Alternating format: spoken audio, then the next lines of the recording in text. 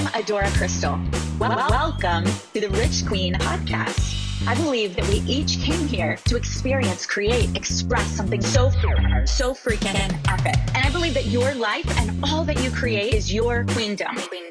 Your journey to rich living. Whatever that is for you starts now. Oh, we should be live now. Let me come back to you. And now I still need to share it on my page. Give me a moment to get this onto my personal page, and then we'll get the party started. And there's one more share to my personal page, and then we are done. 2 hours later. Okay. Or just beginning, actually. One day I'll have an assistant or Smurfs or unicorns or something to make this happen. Fun little Smurfs that were like, yay, let me share it for you. One more little scroll up and okay, share now. Beautiful. Darren, oh my gosh, thank you so much for being here. So I love to share my very favorite people with you. And Darren and I go way back. He has such a great story. He bombed hard in a Boston comedy club, attempting stand-up comedy. And yeah, it was terrible from what I hear. And then 9 years later became the world champion of public speaking. And so now you empower. I originally met you at one of the events where you're training speakers to become excellent and to own the stage. So I cannot wait to dive into this of your own immersion and maybe even some tips around speaking. Is that all right? Absolutely. Let's do this. Yay. Thank you so much for being here. I got to do a little dance party. So let's hear that. So 1992, what happened? Yeah, I had just suffered a business failure. I used to own a Subway sandwich shop after I graduated from college, and I was all excited. I was going to own 50 of them and be a millionaire. And I launched the first one in my hometown. And a year and a half later, they opened another Subway right down the road from me. It was horrible. I ended up having to get a day job to support my employees and not default on my loans. Oh my gosh. Yeah, I was working from 9 a.m. to 1 a.m. 7 days a week. It was horrible. Yeah, I had no choice. Subway required those hours you had to be open those hours. And so I had to get this day job just to survive. And I hated it, but I just told myself, I'm not going to default on my loan. I'm like, because everyone around me was saying, declare bankruptcy, you're young, you'll bounce back. And give my brother the credit. He said, you never actually bounce out of bankruptcy because they always ask the question, did you ever declare bankruptcy? So wow. I said, you know what? I'm going to stick to it. And I'm glad I did. It was the best thing that happened. Well, during that downtime, my buddy gave me this motivational tape of a man named Brian Tracy. And Brian Tracy on that tape asked a question. He said, what would you dare to dream if you knew you wouldn't fail? And when I really thought about that question, I said, I'd be a comedian. How cool would that be? Make an audience. Wow. Well, were you just like really needing some comic relief? I can imagine when you're driving, like laughter feels like great medicine. Or was it something you always loved? It really went back. I did a lot of, like you go to a lot of self-development seminars. And I went back to figure out why did that pop up? Because I wasn't funny. I wasn't a comedian. I wasn't a class clown. So why did that answer pop into my head? And I realized that when I was young, I created this belief that my cousin and brother were very funny. And they were always like the life of the party at our family functions. And I created this belief as a child. I was like, they get more love than I do because they're funny. So I thank God that I was at the lowest point because I was just at a point where I said, I'm going to try this. I got nothing to lose. I live at home with my parents. I have a school loan. I have business loans. And you're owning a Subway. Wait, is this happening at the same time? Like you're living at home, you have school loans, you have personal loans, you're working to pay your employees, and you're a Subway owner at this point. Yes. That's so crazy. I just had to stop there because that's so crazy because most people think when they think of the entrepreneurial path, like once you own a Subway, no one would imagine that's what would be going on in the background. And I know you moved on past this, but just to those entrepreneurs out there that are struggling, living at their parents' house, working to pay their employees, if it's a dream that really is based on a passion, that's what beasts do, and it's not all glamorous initially. It's a lot of hard work, which is why most people fall off. Anyway, you stayed the course. You're like, I'm going to work hard. I'm not going to default on my loan. Okay, back to you. And I wish I could talk people out of being entrepreneurs. Yeah. Because if I can talk you out of being an entrepreneur, you'll find another path, you'll find another dream. If I can't talk you out of it, then you're an entrepreneur. Yeah. We have to have that mindset that this is who I am and this is what I do. And that just hit me so hard, because you know what? It is hard. I was just thinking this the other day. I was like, the people I've been telling, go start your own business, I'm thinking no, a lot of them shouldn't, because you have to really have staying power and guts in the hard points when there's no payoff, when the middle of the night you've wrung your energy out and there's nothing left and you're like, what am I doing? What did I accomplish today? What the F was I thinking? Yeah, go ahead. Back to you. Okay. Yeah, it's a perfect point, Adora, because I think as entrepreneurs, we see the Gary Vaynerchuk's and the Grant Cardones, and they're awesome. And I love that they're transparent too. They always say, look, I've worked harder than anybody else. That's the bottom line. And as an entrepreneur, you've got to have that mindset. You've got to I'm in this. This is who I am, and just never look back. And it's like, I tell this story of my early days of stand-up comedy that my high school buddies used to make fun of me because I used to drive 2.5 hours from Boston to Portland, Maine to go on stage for 5 minutes for free, and then drive back and go to my day job the next morning. And my high school buddies used to say, Darren, you're stupid. Oh my gosh. And they didn't understand the principle. And my mentors are like, stage time, stage time, stage time. Any day you don't get on stage is a day that you don't grow. Wow. And that, for every entrepreneur, there's that one habit. And what's that number one habit in your industry?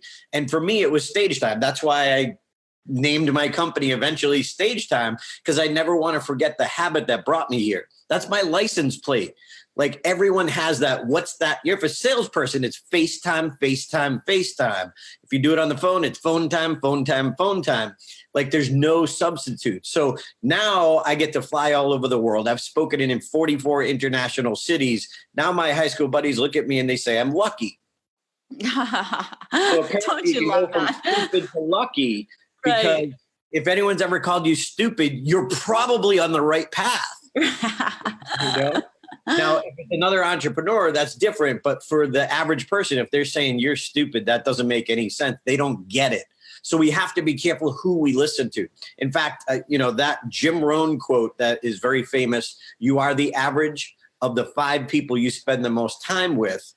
I had to live that because I love my high school buddies. I'm still friends with them, but I had to kind of take them out of my top 5 because some of them would plant seeds of doubt, and you can't have seeds of doubt when you're going for a dream. So I didn't get them out of my life. I just took them out of my top 5 influence. And then I spent more time with Brian Tracy and Tony Robbins and Jim Rohn in my car. So they were constantly feeding me. And we've got to have that mindset. If you're an entrepreneur, you're an entrepreneur. If you're doing a little side business, that's not really being an entrepreneur. Go for it, but it's a side business. Keep your day job. But if you realize, look, this is what I am and who I am and what I do, let's do this. There's going to be bumps and bruises. In fact, Adora, I've never really told this story, but I remember when I had owned my Subway shop, and I don't blame Subway. I don't want to make sure they had a 98% success rate. So I had to really screw up to be in that 2%. Oh my God. But I remember they had this celebration for Fred DeLuca. He was the founder of Subway, and they had this celebration, and they had this statue of the entrepreneur. And it was a statue, and it was scars and bumps and bruises and swollen. And it was just That's what an entrepreneur is. That's who he is. You know, we always love to see the end result, the aftermath, the great success story. Well, that is normal. Well, and I want to add to this a couple things. Thank you so much for bringing this up because, you know, I'm all about, okay, your spirit, you squeezed yourself into a body. You came here to express, learn, experience something. And rich living to one person is different to another. Rich living to someone may be living in a tent in Bali, you know, and to someone else, it's speaking on stages and getting laughs because then you feel deep levels of love all over the world. And to someone else, it may be writing. And I remember, first let me say that, so no matter what that vision is, your why has to be so strong and you've got to be so clear. And once you find what that is for you, whether it's comedy or writing or mothering or being an artist or, you know, coming up with something new, once you find what that is for you, then it takes a total commitment and alignment and the bumps and the bruises and the willingness to I have a friend training for an Ironman. That means getting up really early when no one cares and no one shows up to the gym and there's no payoff and the time you're sore and beaten up. And so I want to say what you said about entrepreneurs applies to anything. Mothering, you or being a father, you have a child, there's no sending it back, you know, and there are days that you want to sleep and they're wide awake or sick or need something. And so it's that whole thing that you've got to be all in. But if you discover it, you'll find this extra energy to get you through that. And then the other thing I want to come back to that you said is stage time. Because even I remember you and I were taking a walk together either in LA or Vegas where you were teaching. I don't remember, probably LA. And I remember I was saying, oh, I just want to be the speaker and I want to impact women. You were like, Adora, start speaking. And I still had this perfectionism of like, well, I got to get it all together. I get a perfect message and obviously a lot of development and growth. And I'm finally here. But it's the same, whether if you're a writer, people wait for this perfect book to come. No, you need to write. If you're a dancer, you don't wait for the perfect, music or whatever. You've got to just get in there and do it. That's what I hear you saying. Yeah, absolutely. I have a quote that I was inspired by one of my mentors, but I took it and I tweaked it a little bit, but it's done is more profitable than perfect. Yes. And there are so many poor perfectionists out there. And it was inspired by Alan Weiss. He said, done is better than perfect. I said, done is more profitable than perfect. But at the same time, if you truly want to do it, you can't adjust. It's like you can't edit a page you haven't written if you're a writer. Right. You can't. Great speeches aren't written, they're rewritten. You're never done. So you've got to just get out there and be willing to experience it. And through that experience, you're going to learn the lessons that you need to learn that you're never going to learn sitting on the sideline. I love it, Darren. I love it. And I love this story. I'm glad we got to dig into your Subway story. So now let's go back to that. So you decide you're going to be a comedian, or if you do anything. Well, here's the thing. I didn't decide I was going to be a comedian. I decided I was going to try it once. Okay. I'm just going to do this once because I didn't want to live with the regret of wondering what if. Yeah. What if Brian Tracy was right? And I think for any entrepreneur, do you want to or even if you're not sure if you're an entrepreneur, do you want to go to the grave wondering, well, what if I did start that business? What if I did write my book? What if I did? That regret, for some reason, because I was at a low point, just resonated. So I said, okay, so here I am. No one's ever told me I'm funny. No one ever laughed at anything I said. And so this is crazy. So when I told my friends and family I wanted to do this, they compared me to Jerry Seinfeld. Someone just thinking about it to someone at the top of their profession. And that's not fair, but I get it. It's human nature. So number one, we can't compare ourselves to someone who's the ultimate success. It's our dream. It's our journey. You got your own path. your path might not match their path. So you can't compare, I've heard it said before, but you can't compare your beginning to someone else's middle or someone else's end. And that's what my family did. I got that. So I thought, did you say you got your own path or you got your own path? Because they both sound relevant. Both. Yeah, there we go. Take it. Okay, keep going. Because you do. It's a self-birth thing. It's a gut. It takes guts. Okay, back to you. Okay. And when we get to the end result, our end result may look very different from their end result. So you can't compare that. So I said, you know what? I'm going to try this. I'm going to go full out just once, but I don't want to live with the regret of wondering, what if I did it half-heartedly and it didn't work? So I said, I'm all in. I'm going to do it the best. I'm going to unturn every stone. So I had never been to a comedy club in my life. I went to a little comedy club in Worcester, Massachusetts, near where I lived. And the headliner that night, his name was Chris McGuire. Chris, I still keep in contact about that night. And anyway, Chris is still a comedy writer in Hollywood, and he was the headliner that night. Now, I'm a shy, quiet, introverted kid.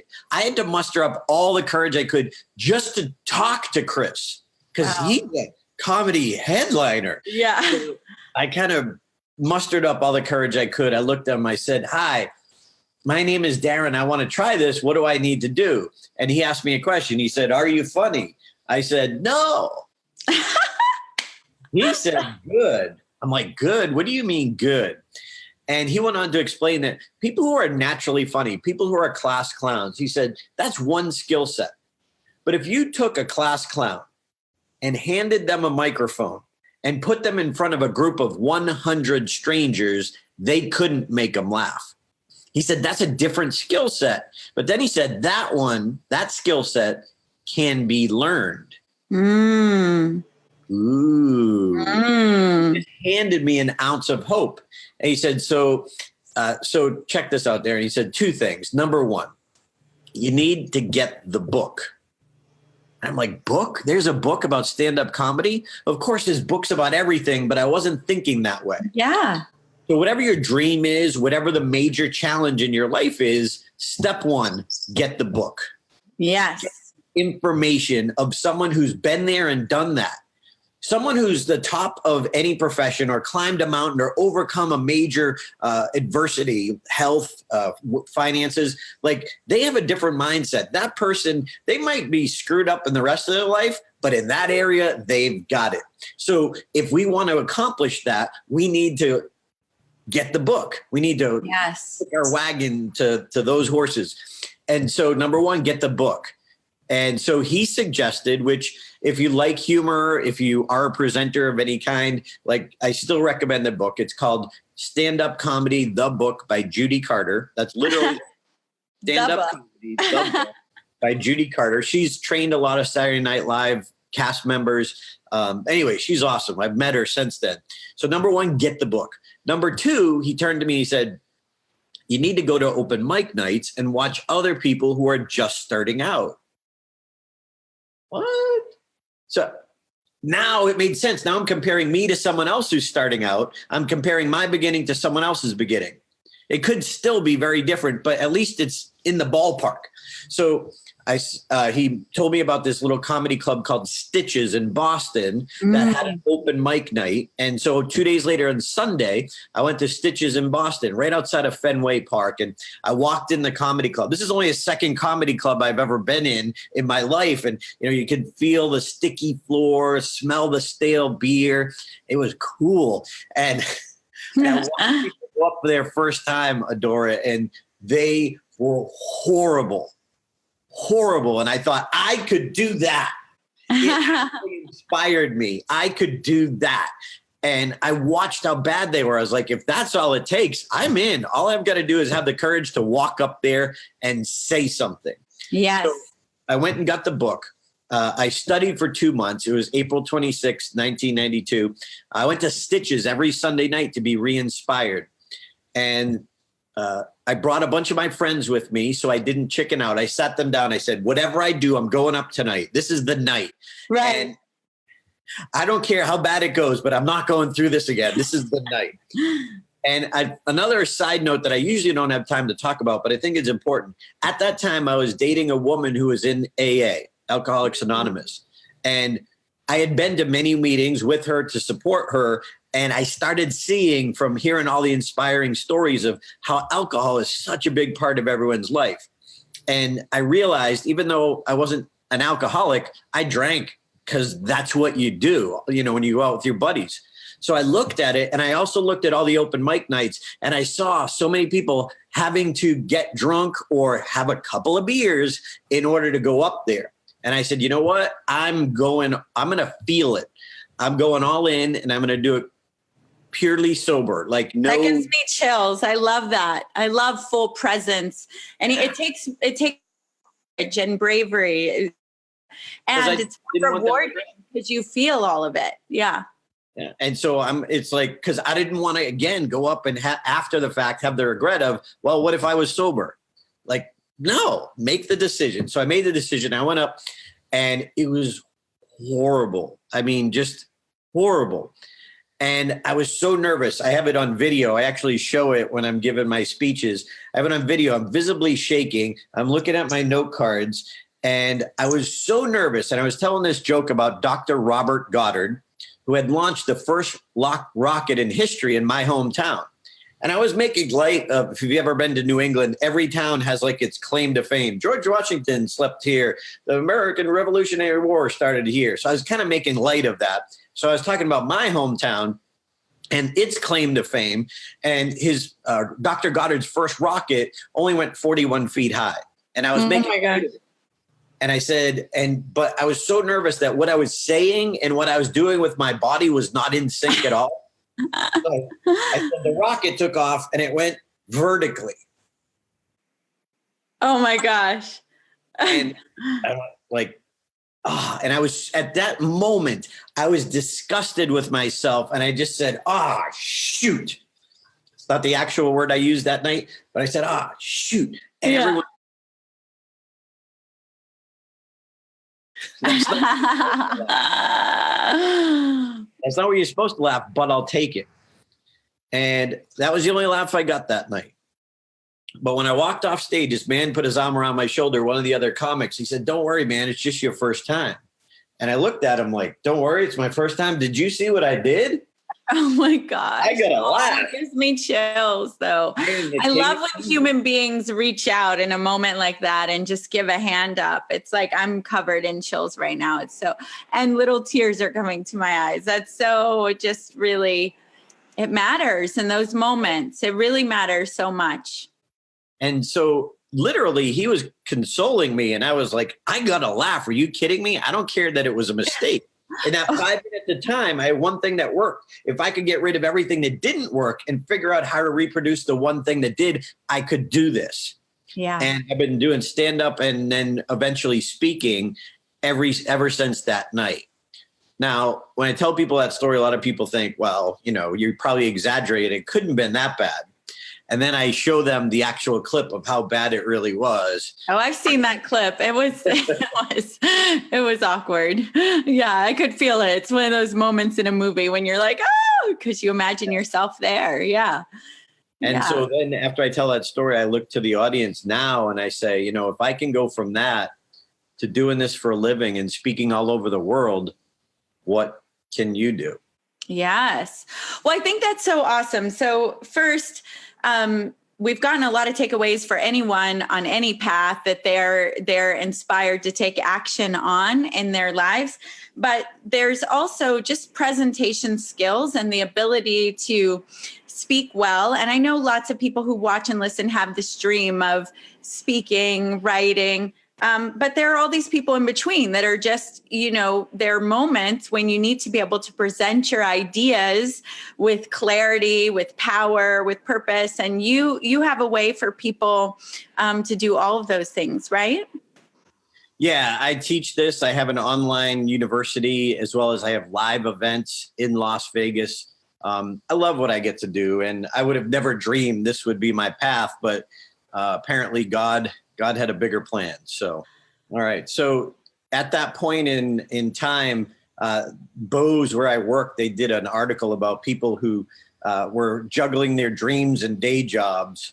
And this was me as a little telemarketer. I had my little motivational quotes in front of me on my desk. And then this is the moment.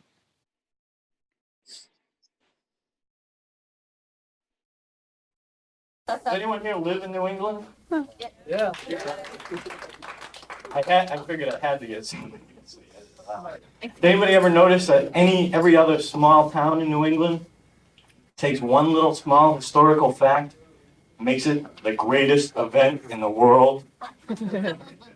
Sorry for my voice, like fluctuating.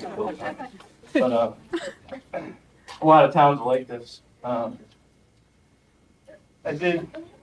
was doing some research, like places like Lexington, the first Revolutionary skirmish happened there. What's his name? I can't even think of his name. Obviously, he was real famous. Eli Whitney was in Westboro, born in Westboro. I was doing some research and I discovered that the first dentist to use ether actually happened in Charlton, Massachusetts. And an interesting thing about this was he actually experimented himself. Nobody else had done this before. And he started with animals and he used his own dog. Anyway, that's all I can handle. Oh, but I love it. And I love the 90s shirt and hair. And hair. Yes, I used to be blonde and the mullet. Yeah, now you got the rock look going though, right? Like all the good looking guys have like no hair. Okay. So that's amazing. And it just shows what practice can do, because obviously you became, talk about that. So the championship, because I don't think we brought that part of the story in. So then you gave a speech at Toastmasters. So basically at the very beginning, and this is like, it's an entrepreneurial story. It's a comedy story. It's a speaking story. It's all the same. But so when I walked off stage that day, I said, that's it. I'm in. I'm going to get every book that I can, take every class that I can, take every course, find every mentor that I can. And the one thing I kept hearing, see, at the beginning of your career, no one wants to give you a big stage when people are laughing, joking, there's 200 people. At the very beginning, you're at an open mic night where there's 6 people in the audience and you're in the back of a Chinese restaurant and there's a TV playing in the background. It's hard, but you have to earn your way to the big, easy stage. Same thing in speaking, same thing in entrepreneur. You got to earn your way up. You got to have humility to be an entrepreneur. So my mentors, again, said stage time, stage time, stage time. But no one wants to give you stage time at the beginning. And think about this. In Boston, there's only 3 comedy clubs that have open mic nights. And there's 100 wannabe comedians trying to get on those spots. So it's really hard. So you're lucky if you can get on once a week. Well, you're not going to grow quickly when it's once a week. So at that time, I was sitting at my desk at Bose Corporation, working my quote unquote day job. And this newsletter came across my desk about this thing called Toastmasters. I'm like, Toastmasters, what's that? I start reading. I'm like, hey, wait a minute. Here's a place I could get stage time during the day. Comedy clubs are only open at night. I could fail twice a day. Woohoo! And it's just like anything, that you've got to be willing to fail your way to the top. And so I just knew the coolest thing I had going for me is I knew that I didn't know. I knew that I didn't know. See, the biggest problem with most of us, especially as adult learners, is ego. We think we know everything, or we think we need just one little tweak. No, if we're not where we want, we need an overhaul in our thinking. So anyway, I walk into my very first Toastmasters club. Now, all I had been in is comedy clubs to that point. So I walk in, there's 12 people there, and I notice something different from the comedy clubs. These people are warm, encouraging, and sober.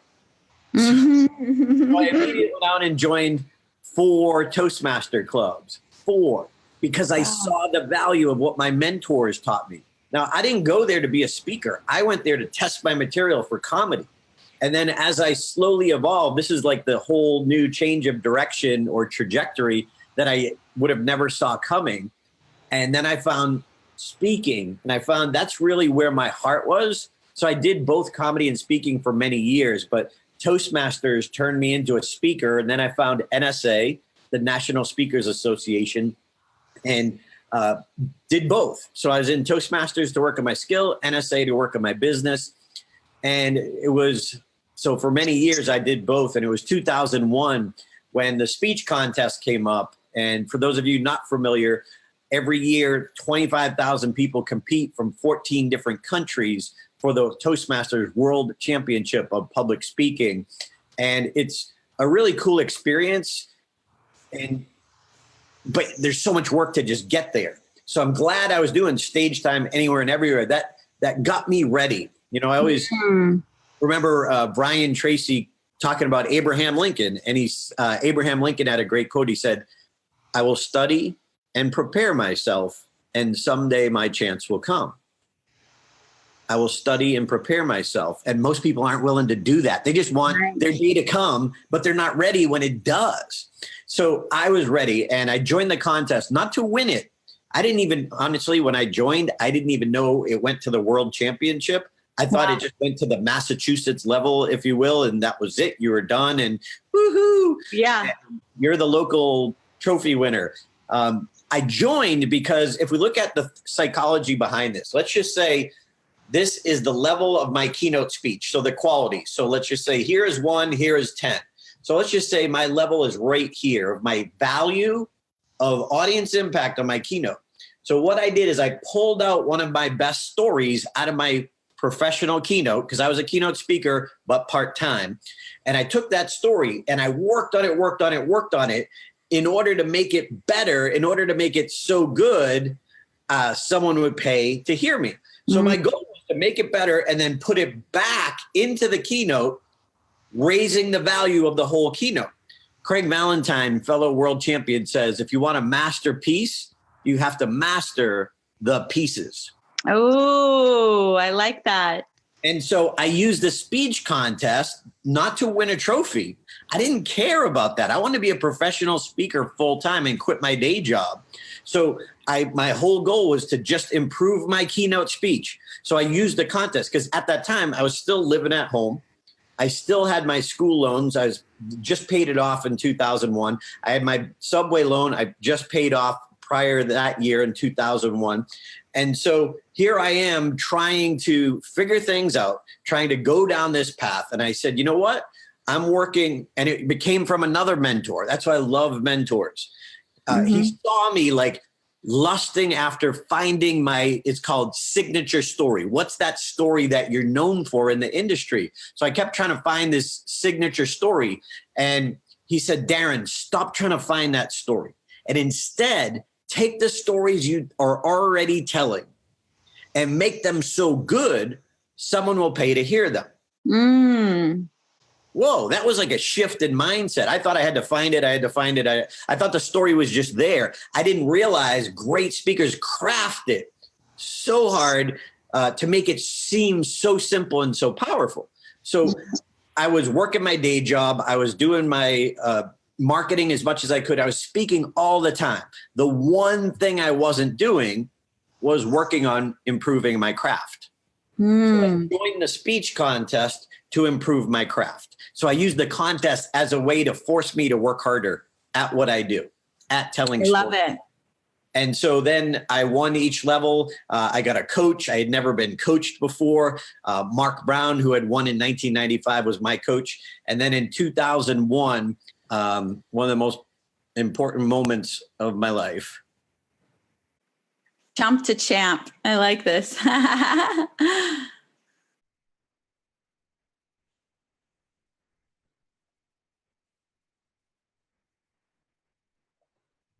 And the 2001 World Champion of Public Speaking, Darren Lacroix.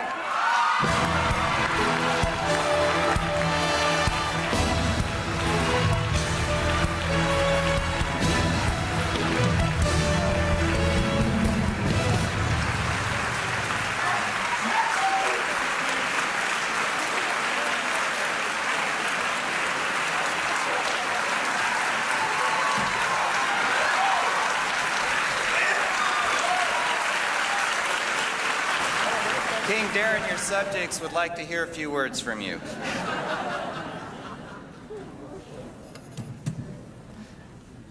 Man, that's cool. My first prayers I asked God if the other 8 contestants could just go over time. That's all I wanted.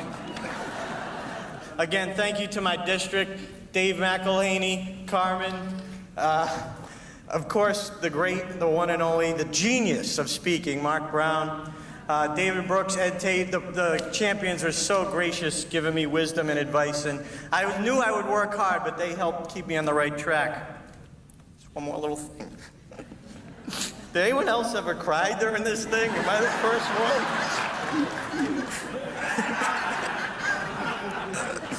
Does that count as a gesture? I'll never forget. My dad probably doesn't even remember. He said, I don't care what you want to do. Just be the best. And I am, Dad.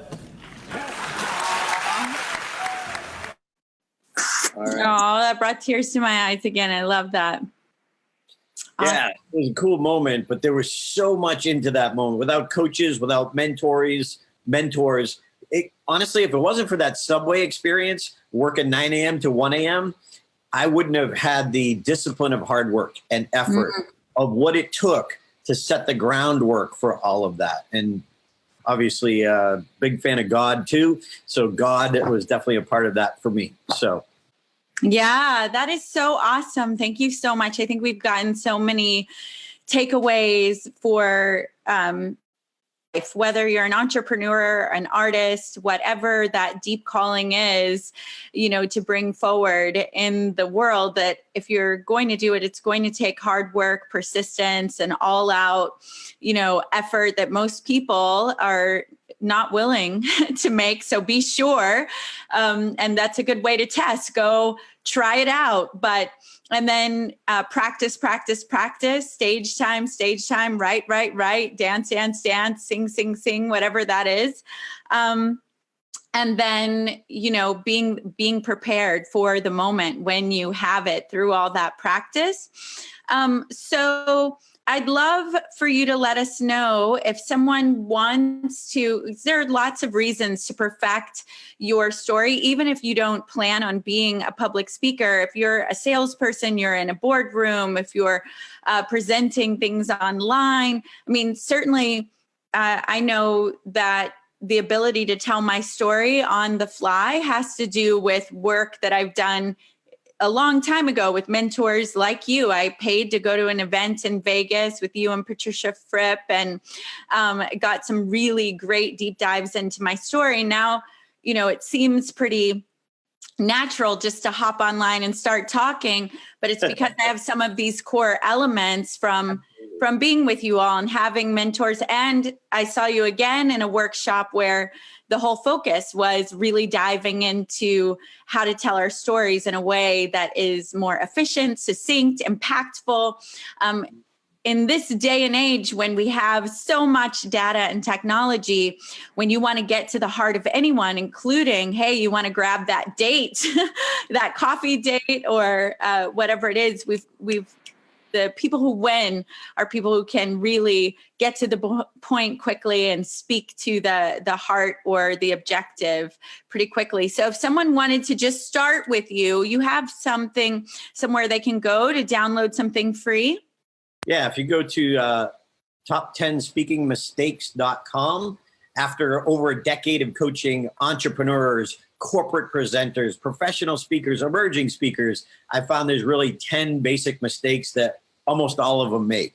So if you go here, you get a little PDF where I explain each of the mistakes, and then you get video clips where I explain like what to do and how to help fix that. So just go to top10speakingmistakes.com, and you can also get my newsletter there if you're interested. So thanks for asking. Oh, yeah. Awesome. Darren, it's so good to be with you here in this, live setting, and then it'll go out onto iTunes and Spotify in a few weeks. So I'll be sure to send that over to you. Those of you who are listening to the replay, be sure and go grab that at the website. Again, will you say it one more time? top10speakingmistakes.com. top10speakingmistakes.com, and 10 is 10. Yes, 10. I have it both ways, but the number is easier. Okay. Awesome. Awesome. Darren, I appreciate you. I can't wait to get some time in again soon. And just thank you for sharing yourself today. Well, thanks, Adora. Keep doing what you're doing. The world needs your inspiration for sure. Oh, Thanks for having me. You're welcome. All right. Bye now.